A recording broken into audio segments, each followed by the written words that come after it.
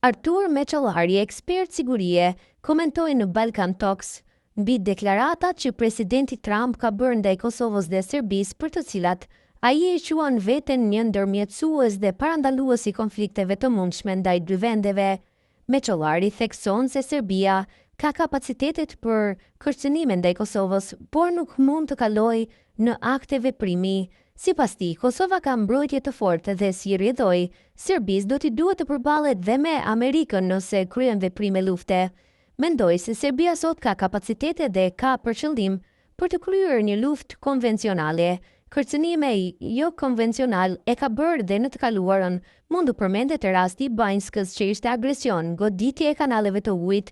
Ekziston qëllimi që Serbia të destabilizojë Kosovën, se cila është forma jo konvencionale, apo e jo konvencionale është diçka tjetër.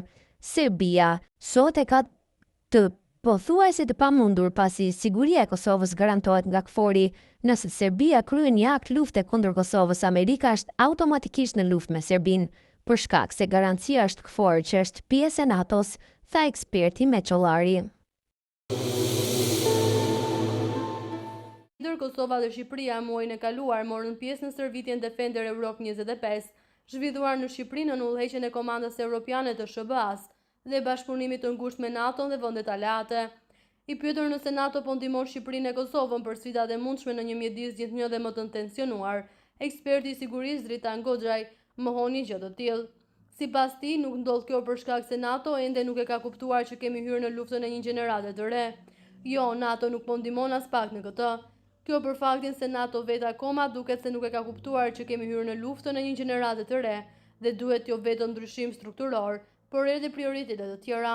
Gjërat këto që vetë NATO nuk ka nisur as pak që t'i bëjë as për vete, por NATO reflektonte ne në atë çka është, që ka mbetur akoma te ankronozimi i vjetër i bërjes së luftës, ndërkohë që lufta sot në Ukrainë që 3 vjet dhe ajo në Izrael Gaza që 2 vjet, dhe ajo midis Pakistanit dhe Indisë treguan mënyrën e luftës moderne, me të cilën ne dhe NATO as që kemi hyrë të trajtojmë si koncept teorik. Kjo e tregoi dhe stërvitja e fundit Lar Defender 2025, deklaroi Goxhaj. Ai tha se kjo stërvitje është bërë me modelet e vjetra të luftrave të mëparshme, ndërsa shton se me zhvillimin e teknologjisë, gjërat kanë ndryshuar.